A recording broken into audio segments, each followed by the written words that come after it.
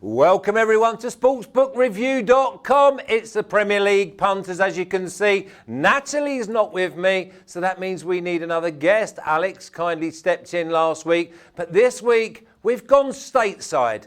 Obviously got Martin Green back in England, but we've got Matt Lawrence in Indiana. Matt, first of all, a warm welcome for everyone at sportsbookreview.com. And it's strange, but very, very nice to have an American capping the Premier League.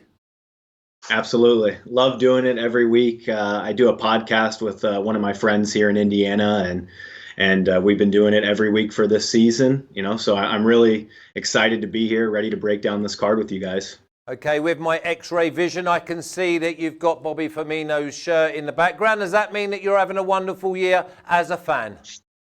Absolutely, yes. And I went to Anfield last year, so that was really exciting too. I saw them play Chelsea and saw that Salah screamer.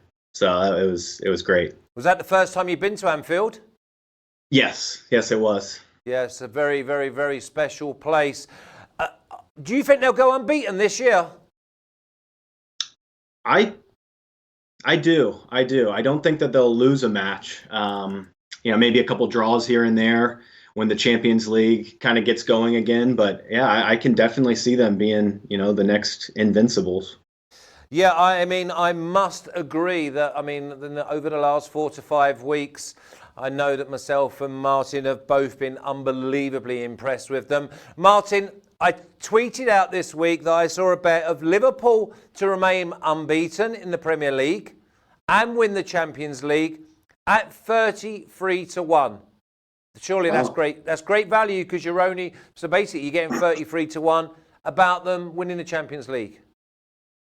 Yeah, it looks like a great bet. Maybe put $10, $20 on it, £10, £20. I wouldn't go too crazy on it. I actually do think they're going to win the Champions League. You can't get a better team than Liverpool for me right now, particularly at Anfield. We all saw last season the way they demolished Barcelona in the second leg of that semi-final. I think they get any team there, they'll do a number on them. So I think they'll win that. I'm not sure they'll go the whole season unbeaten. We've seen it happen time and time again, especially if they've wrapped up the league title with several weeks to go and they're still going strong in the Champions League. You could see Jurgen Klopp resting players. Someone might beat them along the way, but yeah, for such high odds, why not? Who was the last team that went unbeaten though, Martin?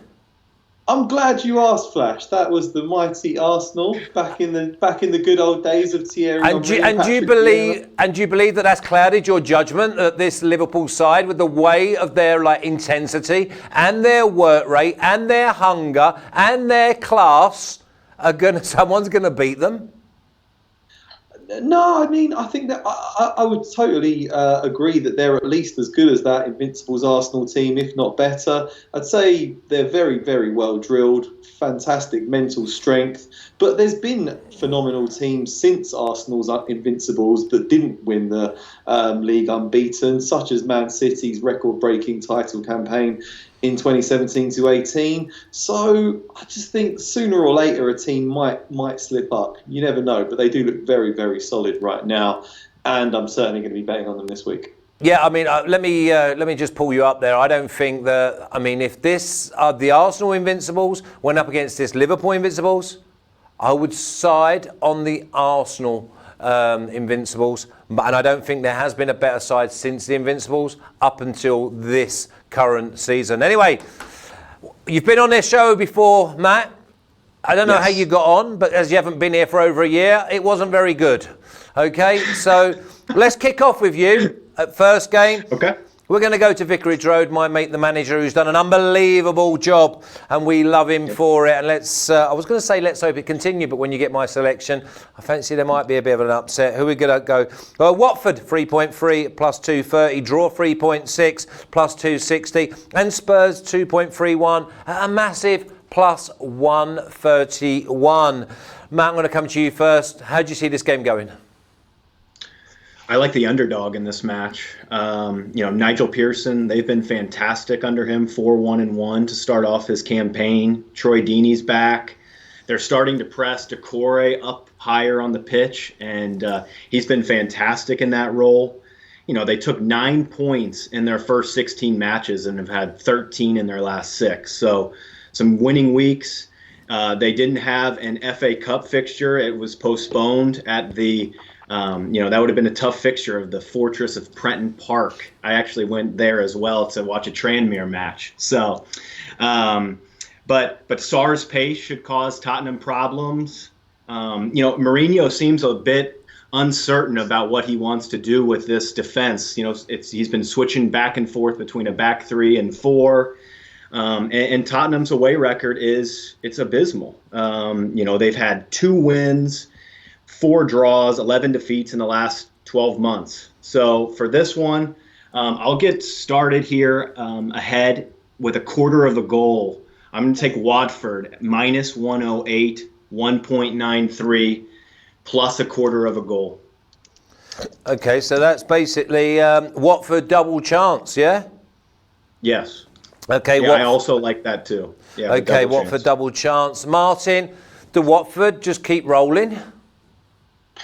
I've been very impressed with them. They've had a phenomenal run of form. I was on them again last weekend, had them draw no bet, but I think it was still odds of 2.1, something like that, and it came in. Delighted to see that. I definitely don't think they're going to get relegated anymore. They've got fantastic momentum.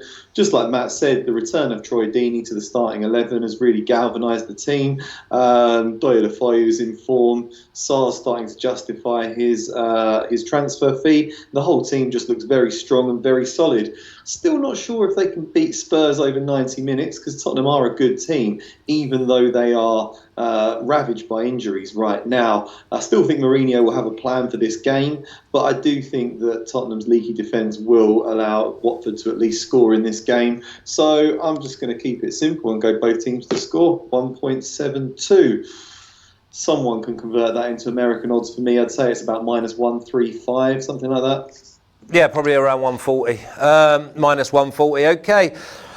I couldn't split the two teams. I thought that individually they matched up really well because they want to play on the front foot, Nigel Pearson's men, and I thought that might just give the likes of Moura and Son a bit of pace, a bit of space to run into. I think both teams will score, but I'm actually going to go with the value, and I think the draw, 3.6, which is plus 260. I'll put the records up halfway through and you'll see why I'm going for the value, because I've let the side down so much. It's my home game. But I think analysis has been my paralysis this year because I've been thinking games and I'm very, very much the weak link in this team. So we've got basically Watford double chance for newcomer Matt. We've got both teams to score with Martin Green. And for myself, I've gone the draw. I fancy a nice little 1-1, and we're all going to be very, very happy.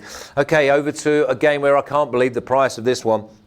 Arsenal 1.87, minus 115. The draw 3.75, which is plus 275. And Sheffield United, who continue to impress under the tutorship, tectorial mastership of Chris Wilder at 4.6, which is plus 360. Martin, Arsenal surely win this game. I'm going to go for Arsenal in this game. Yeah, it was. Revenge will be on their minds, I think, in this match. The defeat they suffered at Bramall Lane earlier this season was possibly the lowest ebb of the campaign. I don't think anyone quite realised how good Sheffield United were back then, and it was really humiliating for the Gunners. It was one of the main reasons, I think, why Unai Emery was sacked. It really kick-started a terrible run of form. Since then, obviously, Freddie Ljungberg didn't quite produce that new manager bounce. But since Arteta's been there, I think there's been an upturn in form, confidence levels and results.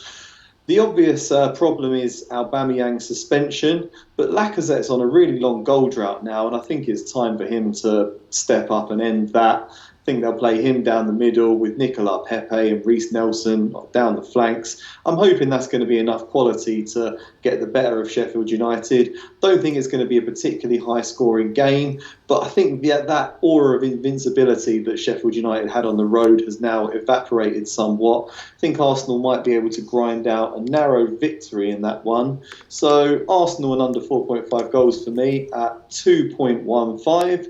which is plus 115 for our American friends. Thank you, Martin. Matt, what do you think? This is one of those matches at the beginning of the season that, you'd be all over it with Arsenal here. Not obviously having Aubameyang, like Martin mentioned, is big here. I regrettably backed Arsenal last week on the road to Palace, and they let me down. You're going to get a really organized bunch, and Chris Wilder here in Sheffield. I kind of like the under here. It's just a lean for me, but I'm leaning under 2.5 goals at minus 114 or 1.88 in this match. Okay, listen, there's no problem with leaning and passing. I mean, there is good. You're not going to lose no units when you only lean or you pass. I'm actually going all in here with Arsenal. I'm going with Arsenal to win and over 1.5 at 2.3, which is 1 plus 130. I think that Arsenal, too much pace. I think that they'll dominate the game. I see Sheffield United sitting deep, but I just think that they're not going to score enough goals, and I can easily see this being maybe 2-0, 3-1. So I'm quite happy to go with Mikel Arteta and his men here at plus 130. So that's 2 selections for me, and plus numbers. Let's hope they both win. Horrible game coming up here, though. Brighton, 1.67. Don't adjust your sets. Yes, Brighton are odds on at minus 150 for a Premier League game. Draw 4.5, which is plus 350, and Aston Villa at 5.2 at plus 420. Matt, I'm going to come to you. I can't have any of these sides. Brighton been very impressive. Villa killed me last week with a 90th minute penalty. Injuries galore. It's a pass from me. I'm right there with you. It's a pass for me as well. I like what Graham Potter's done to this Brighton and Hove side. They've been respectable, I'd say. They haven't gotten the job done with their results, but their play is better. I like what Aaron Moy does in the middle of midfield. He's a key cog there. And, with Villa, they're a team that I really liked at the beginning of the year. But injuries have kind of taken their toll on them. They need a striker here in January desperately for goals. I just don't like their chances. It looks like they're going down this season. A couple trends here. Both teams have scored in 9 of Villa's last 12, and over 2.5 goals have been seen in 18 of Villa's last 22 goals. For me, it's a lean, but I lean Alex Classic here at evens. Wow. Martin, I looked at this game and thought Villa are a massive value at 420, but I couldn't bet them with your money.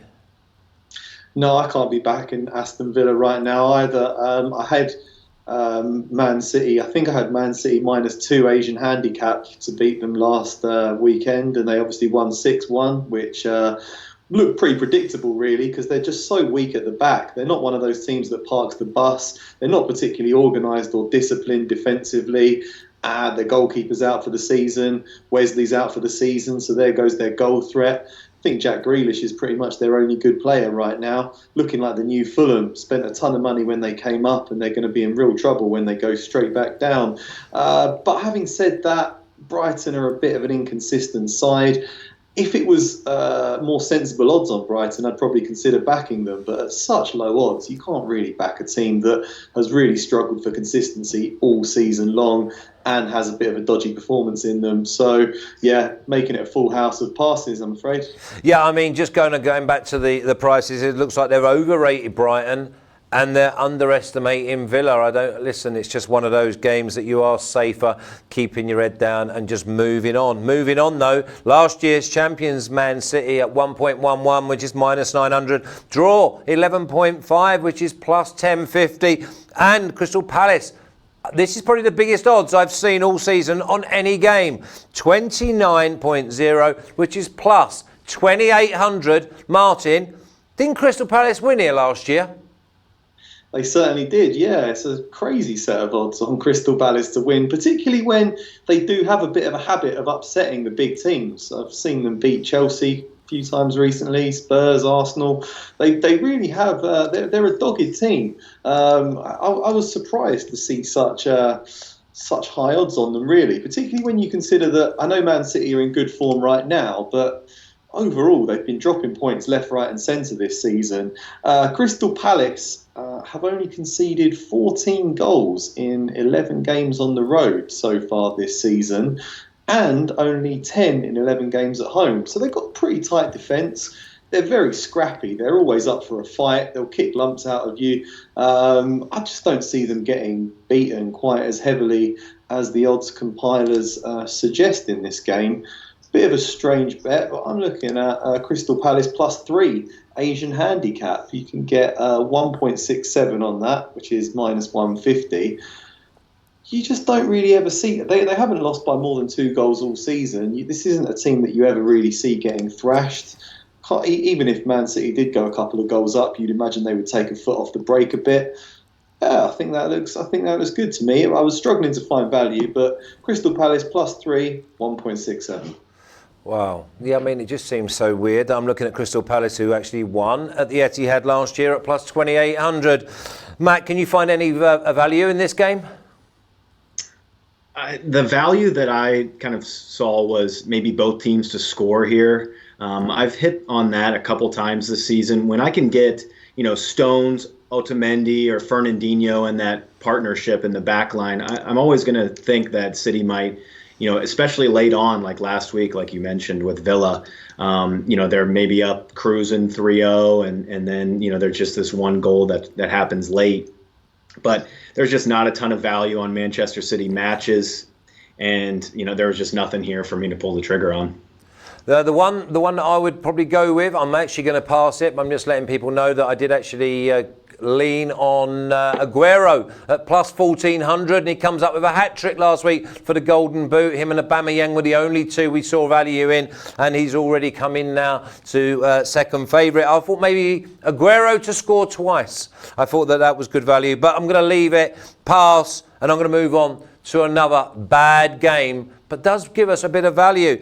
Norwich 2.27 +127, the draw 3-7 at +270, and Bournemouth 3.35 +235. Matt, both these sides go down in my book, but who gets the win, or who gives us the value this weekend? This is a tough one. When you really dive into Bournemouth, and I think that it's time that Eddie Howe really takes some blame for this side. Some of the money that they've spent on players like Billing, Jordan Ibe, Dominic Solanke, those are overpriced commodities that they paid for, and it really hasn't paid off at all for them. In this one, Norwich's last 14 home matches have seen both teams score. I think it was 14 in a row. And I'm just not so sure with this Bournemouth side. I would lean with Norwich here. I think that they've put together a couple decent home performances over the last month, and I think that they have enough. Bournemouth have been a fade team for me in the last month, so I would probably just continue to ride that. Martin, you normally like both teams to score and over when Bournemouth are in town. How'd you go with this one? Yeah, I think for the first 7 or 8 weeks of the campaign, I backed both teams to score in every single Bournemouth game, and it came in, which was delightful to see, just because of the way they set the team up. Eddie Howe likes to throw his men forward. They're never particularly solid at the back, and they've been involved in some really entertaining games over the past couple of years. That all sort of tailed off when they had a few clean sheets, and then Callum Wilson went on a really, really long goal drought, which I think has affected them very badly. I do feel that Eddie Howe's been unlucky with injuries this season. I think I said it last week. They've had key players out throughout the entire campaign, and even in recent weeks, players have been playing even though they're only half fit. They're all carrying knocks. I'm hoping that over the course of the past week, they will have got a bit fresher. We did actually see him put out a reasonably strong team last week. Nathan Ake was back, Callum Wilson was back, Ryan Fraser, and these are the big players for Bournemouth. For me, Norwich are going down. They're doomed, and if Bournemouth lose this game, they're going down too. So this is an absolute must-win for Bournemouth. They can't be losing to a team that's bottom of the league and in so much trouble. Do or die. I think they'll throw caution to the wind, really go for it. I can see them going and winning that one. I'm going to go for Bournemouth draw no bet at odds of 2.42, which is plus 142 US odds. Okay. Well, I've got Bournemouth going down when I tipped them up at 4.5 less than 3 weeks ago. They're now odds on to go down. I can't have them. I'm going to go with Norwich here. I think Norwich will see that this is their chance to get 3 points. They score most weeks at home. I looked at Bournemouth's body language last week. They were down. There was no enthusiasm. There was no sign that they were up for the fight.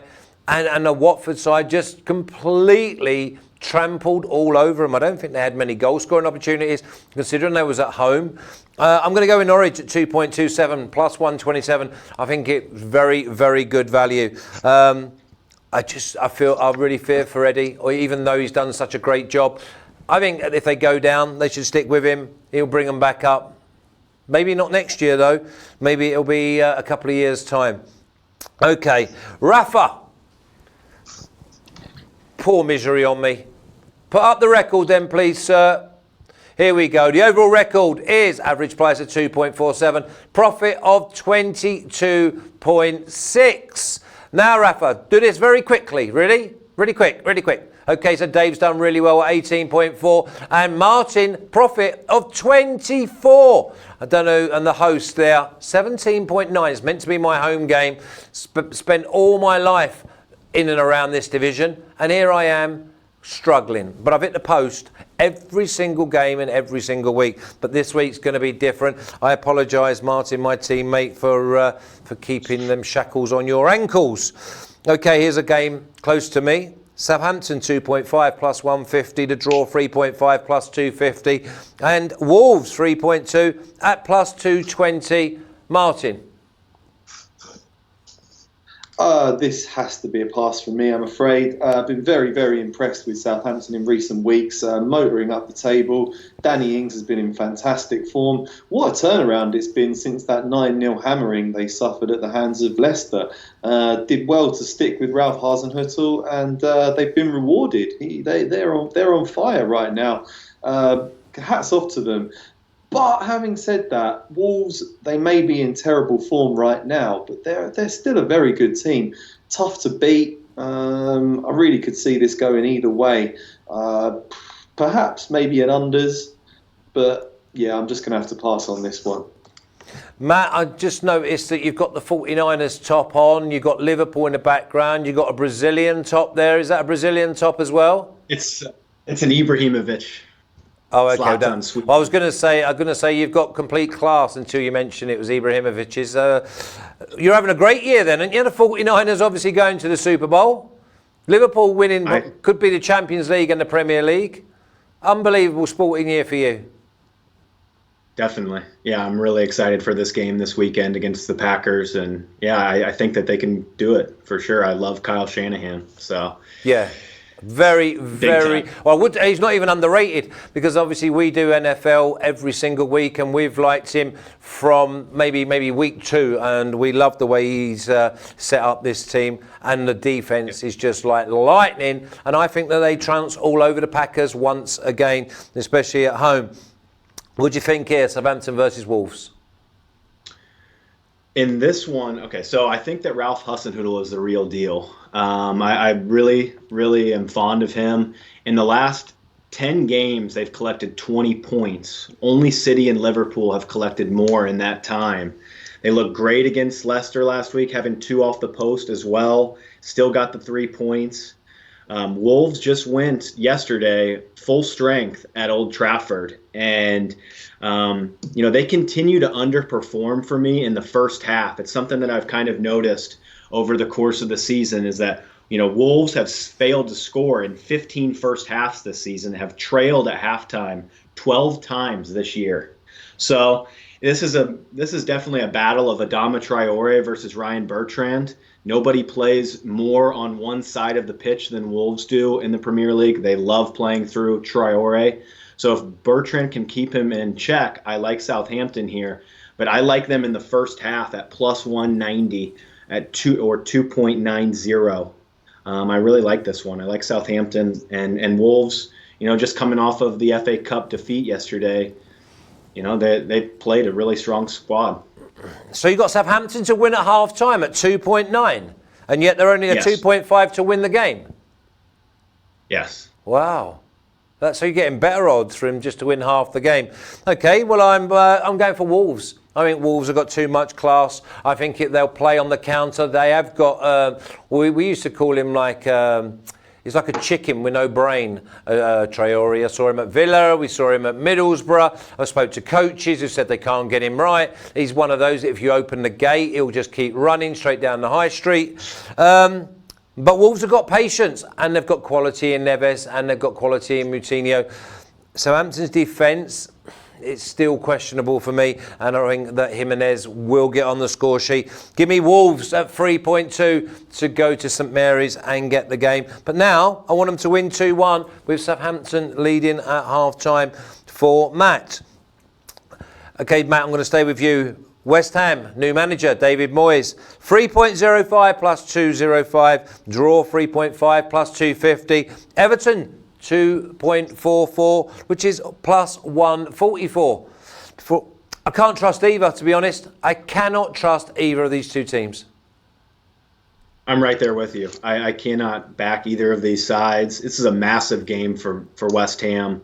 A couple of just injury notes. Yerry Mina hasn't trained at all this week for Everton. I think that he's a pretty big piece for them in defense. Iwobi isn't fully fit. He's not going to feature here. So I'll be definitely paying attention to this Mina news. I would lean to the home side here. I think that Moyes and co can get the job done. I like their front three. But yeah, it's just I can't trust either of these teams at all. Martin, can you trust these two sides? I can't trust either of them enough to back the outright markets, no, especially because Everton are by far better at home than they are on the road. West Ham obviously had that fantastic bounce when David Moyes took the reins and they won 4-0 against Bournemouth, but then gave a pretty underwhelming performance last time out. I think both teams will score in this one. Both new managers, both sets of players keen to impress the new coach. Richarlison's looked very good for me recently, and West Ham struggle at the back. But I do think that West Ham will try and put on a show in front of their home fans. So I think 1-1, 2-1, something like that.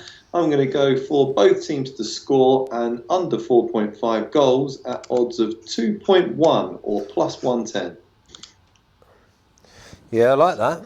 I like that. I think you've been doing a little bit of homework there. Yeah, that's good, Martin. I like that a lot. Okay, I like this game. Newcastle 6.5 plus 550 to draw 4.65 at plus 365, and Chelsea 1.55 minus 183. Martin, I'll come to you. Surely Chelsea have got too much. Newcastle ravaged by injuries, and they don't score enough goals. Yeah, but Newcastle are just coupon busters. They often seem to pull out these results where you don't expect it. At home, the crowd could get behind them. I know they're ravaged by injuries, but I'm not really sure I can trust Chelsea anymore. I know they've done pretty well in recent weeks, but it's not so long ago since I think they lost 5 out of their previous 7 games throughout the Christmas period. On the road, I'm just not sure I can trust either of them, I'm afraid. So pass from me. Okay, is it a pass for you, Matt, or do you like Chelsea? It's a pass for me as well. Newcastle have been pretty good at home. They have not been beat in 10 of their last 12 home matches. So for, Miguel Almiron, he's starting to really, pick up his form. I watched him a little bit in the MLS at Atlanta United. He's starting to finally find his feet here. This one is just tough for me. I don't want to back Chelsea at that kind of price. I don't want to lay, the handicap on them at that price. I have a lean of both teams to score here at minus 124. I could see Newcastle scoring. Okay, well, I'm Chelsea all the way. I'm going with Chelsea to win and over 1.5 goals in the game at 1.8, which is minus 125. I think Chelsea will hit them on the counter. They'll keep the ball. They'll have too much movement.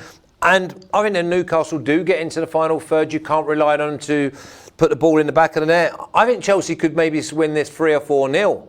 I think it'll be that type of game that the more that Newcastle try, the more that Chelsea will hit them. So for me, I'm going with Chelsea, and they will be part of my parlay as well. Burnley 4.3 plus 330, massive price at home, draw 3.8 plus 280, and Leicester 1.9 minus 111, coming off the back of being beaten 2-1 at home last week by the mighty Southampton. Matt, do Leicester get back to winning ways, or do Burnley are overpriced at 330? I think that Leicester can get back to winning ways here. I'm a little bit concerned in the middle of the park with Noah Ndidi.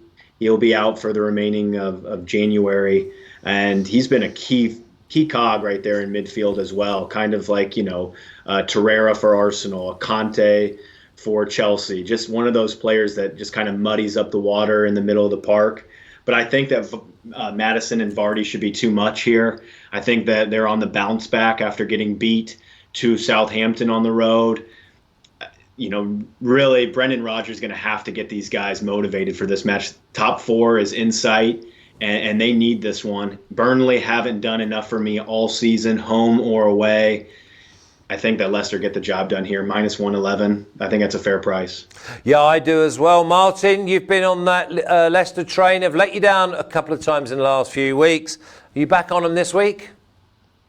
Yeah, they have let me down a couple of times in the last few weeks, but overall for the season, Leicester are my favourite team, apart from Arsenal in the Premier League this season, just because of all the profit. For many, many weeks, the bookmakers didn't rate them as highly as they should. They weren't assigning them the sort of odds that you would expect of a top four team.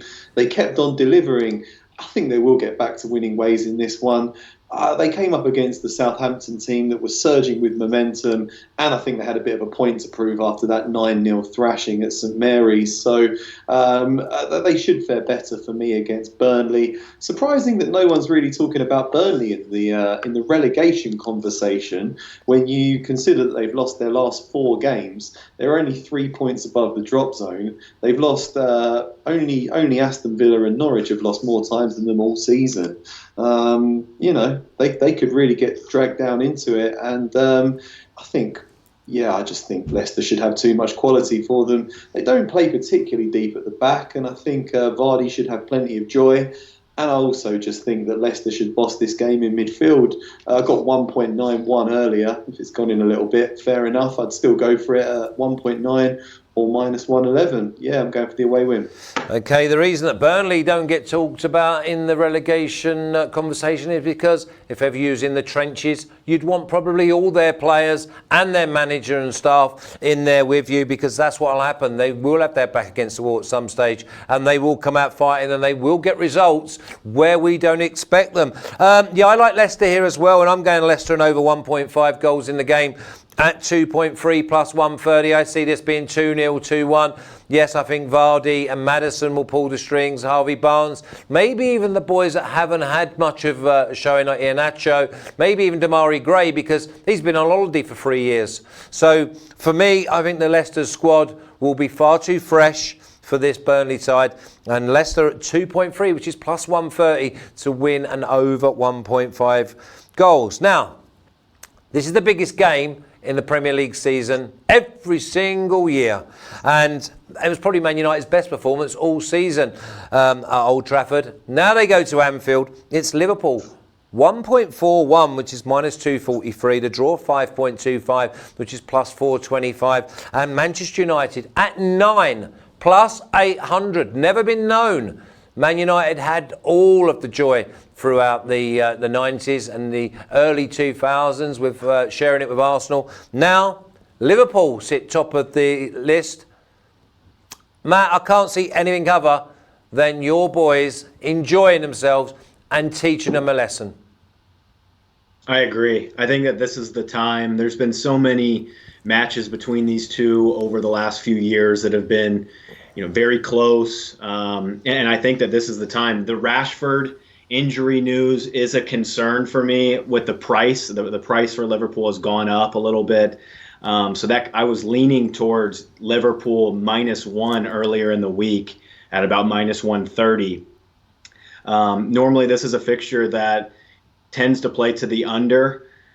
Something tells me here that, like you said, Liverpool are going to show them something. This is one of those times to really make the statements, like playing your little brother now.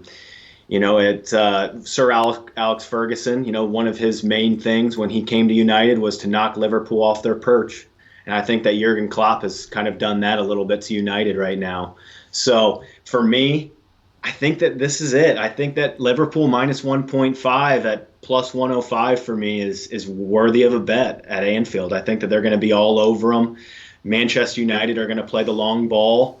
Liverpool win to 0 also is looking pretty good to me as well. I just don't see United really scoring, especially without Rashford. That could be a big issue. So Liverpool minus 1.5 for me. I think that this is the time that they really trounce their little brothers. Well, that was predictable. Okay, Martin. Now tell me you're going to go with anything different. I'm going to go with Liverpool to win the game, definitely.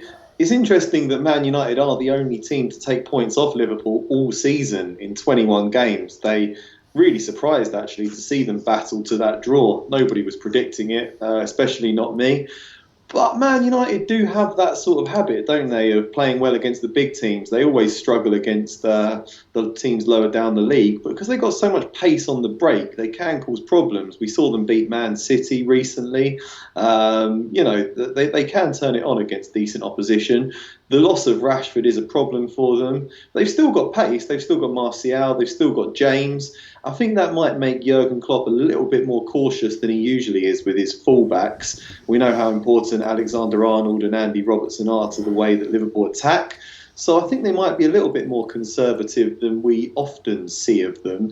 Even if they do trounce Man United, I can still see there not being too many goals. Even when they battered Leicester, it was still only 4-0. So I'm going to stick with Liverpool and under 4.5 goals. I've got odds of 1.75 on that, which is minus 133. And that'll be my banker for the weekend. That's your banker, eh? Under 4.5 goals. Okay, go over to sportsbookreview.com and have a little look at the article I wrote. I've not seen a side play with so much enthusiasm, hunger, quality, movement. And remember, there's no creativity in the middle of the park. They're all piano carriers and they give it to the piano players. And you've got Salah, you've got Firmino, and for me, the PFA Player of the Year, Sadio Mane. So for me, I'm going with Liverpool and over 2.5 goals in the game at 2 plus 100. And I'm also going for Liverpool minus 1.5 on the Asian handicap at, plus 105. I think that maybe you can get plus 110. But I just hope that Liverpool really do a number. I'd like to see him go and win the game 4-0 because Luke Shaw just is a fraud for me. I know that he's brought the young boy in recently. I think Fred's done okay. I would never go win to 0 because of the likes of Rashford, Mata, maybe from a set piece, something on the break. But Liverpool just head and shoulders above anything else in the league. Maybe Man City are the closest thing to them, but there's nothing really because they're so hungry. Okay. And I'm probably going to make that my banker as it goes. I'm probably going to go with Liverpool minus 1.5 plus 105 as my banker. Martin, can you give me a rundown? And you've given me your banker already. Yeah, I just was going to ask a question when you said about the Liverpool midfield. If you could, would you swap their current midfield for peak Gerrard, Mascherano and Alonso? Do you think that would make them better or would it affect the balance of the team? Yeah, don't bother. See, I would say that the players you just mentioned are in a different sphere to the players that are there now. But with the way that this team is a team and you've got a world-class back four, you've got a world-class goalkeeper, and you've probably got the best trio up front. Maybe you could say that Griezmann, Suarez and Messi could be close to them. That you don't need anything other than what he's got in his midfield. It's almost like the Belgian national side. They've got maybe 16 players that are unbelievable, but you try and put them in a team. You put in square pegs in round holes. It just doesn't. You need players, as I've always said, you need piano carriers and you need piano players. And two of them three players you mentioned are also piano players. So then you might get lopsided that you've got too much flair, you've got too much ability, whereas I think the Liverpool boys in their midfield know what they are. They go, they win, they work, they pass. They don't do very much more. I mean, how many goals have they got from midfield? I mean, I'm just going to throw a number. Have they got 8 goals from midfield this year? 8 for a team that are 14 points clear? No, I don't think so. Which is completely crazy. Because you put Gerrard in that side, you'd probably have him in double figures on his own. So there's a difference straight away. But this Liverpool team, this Liverpool squad, because remember, you got Origi, who comes in and does his job. You've got Oxlade-Chamberlain, who's coming back in fresh after being out for like the best part of 14 months. You've got Lallana, who can come on. You've got Shaqiri. You've got another couple of other defenders. This is a proper squad. And good luck to them. I really do. I'm not a Liverpool fan, never liked them, but you've got to tip your hat to them. You've got to, because I've not seen anything like them probably since the Arsenal boys. Yeah, agree. We don't have enough piano carriers or piano players in the Arsenal team right now, sadly. No, you've got removal men. You have removal men that just park up outside and let you do the work. Just a few removal men. But I'm still going to go for Arsenal. Arsenal and under 4.5 goals at 2.15, which is plus 115. I'm going to go for both teams to score. I'll just go for decimal odds when I do the rundown. Both teams to score in the Watford versus Tottenham game at 1.72. Crystal Palace plus 3 on the Asian handicap at 1.67 when they take on the mighty Man City. Bournemouth draw no bet in that massive game against Norwich at 2.42. Both teams to score an under 4.5 goals when West Ham host Everton in East London. Leicester just to beat Burnley, 1.91. And Liverpool and the under 4.5 goals at 1.75 against Man United. Do that as a banker, and no parlay from me this week. Well, it don't matter if you do parlays or not. You just forget to put it down on the diary anyway. Okay, Matt, give me a little rundown, please, mate. Yep, for me, I like Watford plus a quarter of a goal, minus 108 or 1.93 against Tottenham at home. I like Southampton at plus 190 in the first half only against Wolves. Hopefully Wolves start off slow there. That's also 2.90. I've got Leicester City at minus 110 to beat Burnley on the road. And then my final play is Liverpool minus 1.5 against Manchester United. I like the way that you've gone for quality over quantity. Okay, so I'm going for Watford versus Spurs, the draw at plus 260, which is 3.6. I'm going for Arsenal over 1.5 goals at 2.3, which is plus 130. I'm going for Norwich at 2.27 plus 127. I'm going for Wolves at 3.2 at plus 220. I'm leaving that West Ham Everton game well alone. I'm going for Chelsea and over 1.5 at 1.8, which is minus 125. I'm going for Leicester and over 1.5 at 2.3, which is plus 130. And 2 bets in the Liverpool game. Liverpool and over 2.5 goals at plus 100. And Liverpool minus 1.5 at 105. Rafa, the 60,000 mention, what's all that about then? Okay, I'm just getting a bit of information from my fellow teammate that no one gets to see. I think he's probably just trying to tell me that why don't you subscribe, press the button and become another one of the 60,000 subscribers that we have on SBR, sportsbookreview.com. Press the button, ring the bell, put the thumb up, like this video, and then we will get even more content and videos of worldwide sport over to you. Gives me time to say thank you to Martin. Matt, I hope you've enjoyed your second debut. You was on loan last year, but now we're looking to have a word with your agent and see if we can get you here settled in. Thanks. Yeah, thanks so much for having me on. Hopefully we can do that again and get that all sorted out with my agent. Those fees might be astronomical, though. Fees? No, we don't charge too much, Matt. You don't have to pay. You can come on here for free, my friend, all right? I know. No, I appreciate it. Thanks for having me on. No, listen, it's been a blast, and I'll look forward to seeing you again soon. Thanks, Martin.